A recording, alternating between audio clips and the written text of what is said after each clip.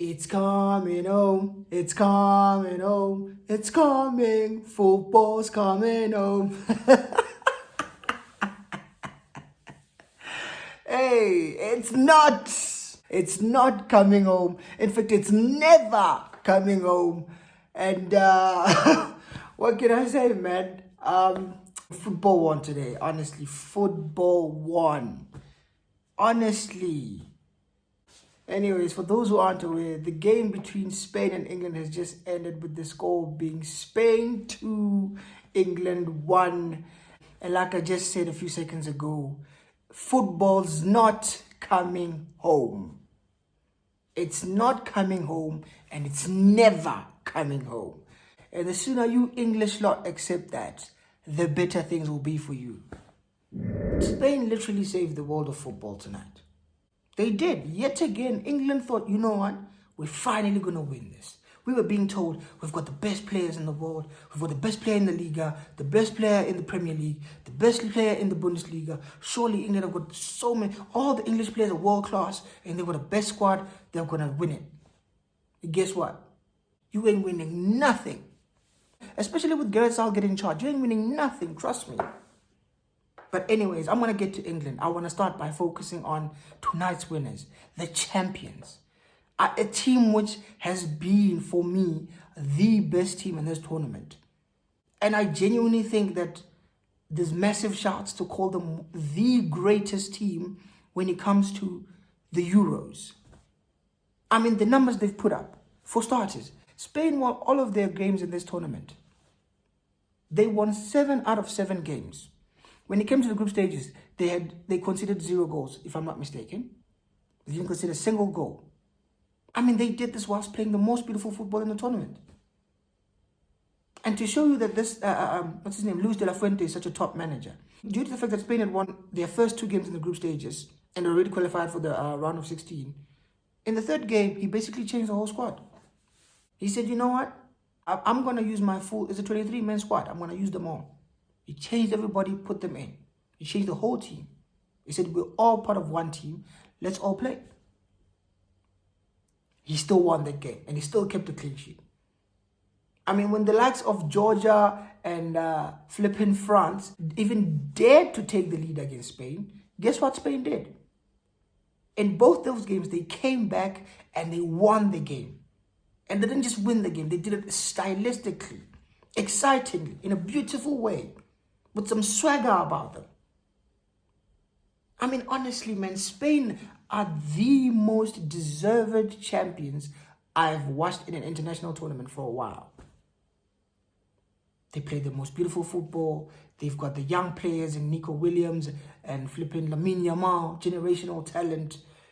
Midfield, you got Rodri, Fabian Ruiz, and you've got Dani Olmo. How dare I forget Dani Olmo? A revelation in this tournament. An absolute baller. 60 million euro release clause. Whoever gets that boy, they've got a gem. I'm telling you. Spain were brilliant throughout the tournament and they deserve it. I know I've said this so many times in this video, but they genuinely deserve to win this. If you go according to tonight's game, first off, it was them bossing the game. It wasn't the greatest of first halves, I'll be honest, but they bossed the game, right? Second half, the game starts.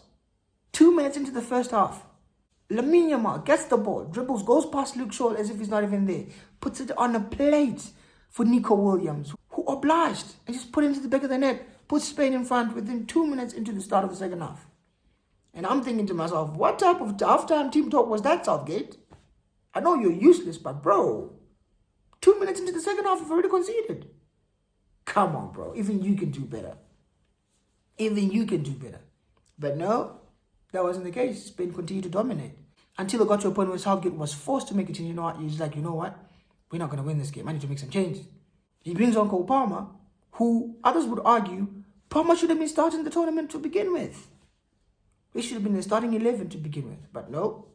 He refused to play him. The first 2 games, he didn't give him a single minute, Cole Palmer. Gareth Southgate chose to keep him, let him rot on the bench. But guess what? Palmer comes on, and within the first 2 minutes, he hits an absolute peach of a goal to make it 1-1. And of course, he dropped his famous cold Palmer celebration. And I'm thinking, okay, this kid is cold, bruh.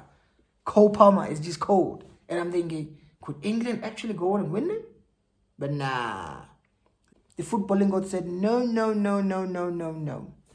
We're just giving them false hope. Get them excited. Let them think they're going to win. I mean, tonight, if you watched the game, there were more England fans in the stadiums than there were Spain fans. And that obviously led to basically England fans getting up for it. As soon as it went 1-1, England fans were the ones who were being loud. They were the ones singing and cheering for their team, pushing. But guess what? Oyarzabal. 86th minute. Spain made some nice good tiki-taka. I'm not quite sure. Was it Dani Olmo? Basically put it out wide for Marco Correa, who made a marauding run, ran past Kyle Walker, got the ball, hit a very good first time cross into the box, and yet again, Oyarzabal stretches his right foot and taps the ball into the back of the net. And I'm thinking, come on, vamos, España, let's get this done. Let's see this out. Don't let them come back into the game. But then, to be honest, even though Spain went 2-1 up, England had to throw the kitchen sink. They started to bring on the likes of Ivan Toney now for Phil Foden, who was absolutely trash, non-existent. Jude Bellingham was non-existent tonight as well. Big fan of his, but I have to be honest, I don't think he had the best of tournaments. Yes, he scored a wonder goal to equalize against Slovenia or Slovakia, I'm not quite sure. He also scored the opener for England in the tournament, but if we're being totally honest, his overall performances weren't good. They weren't. But anyways, towards the end of the game, England get a chance whereby I think it was got a corner. The ball was whipped into the box. Declan Rice hit a very strong header. Simon saves it. And as soon as he saves it, Mark Gay was there for the rebound. He hits the ball and it's goal bound. I'm thinking, oh, flipping out. It's 2-2. But guess who was there? Spain's number 10. Dani Olmo. With the goal-saving clearance, and I'm thinking, bro, that was close. They almost got the equalizer. He clears it, and basically Spain managed to basically hold on, and the game ended as 2-1. La Roja, the champions. I even saw some Spanish shirts printed, Reyes de Europa, simply meaning the kings of Europe. And guess what? They are the kings of Europe. They've won it the most now. They've won it 4 times. 4 Euros that Spain has won. 4-time European champions. You got to put some respect on Spain. Playing the best football in the tournament. A mixture of tiki-taka and just directness, like I said. Exciting football, man. Luis de la Fuente, he deserves massive, massive praise. I believe he becomes the first manager who actually won the under-19 Euros with Spain. He won the Euros again with the under-21s for Spain. And he's now won the Euros with Spain's first-team men's national football team. 3 European titles for this man. With the under-19s, under-21s, and the first team for Spain. Luis de la Fuente. Thank you. Gracias. Gracias a todos. You have saved the world of football tonight, and you have absolutely humbled the English. So for that, we will forever be grateful to you, sir. We will. Thank you so much, like I said. I can't believe it. I'm so happy Spain have done it. Like I said, football won tonight, and Spain basically spared the world from a summer of utter nonsense from the English media and the English pundits. I mean, honestly, guys, I can't tell you how relieved I am. Because in as much as I thought Spain were the better side going into this game, I just thought, no, man. England have just been getting the rub of the green, you know, getting some decisions going for them. I mean, if you watch the game against the Netherlands, they basically got given a penalty which never should have been a penalty.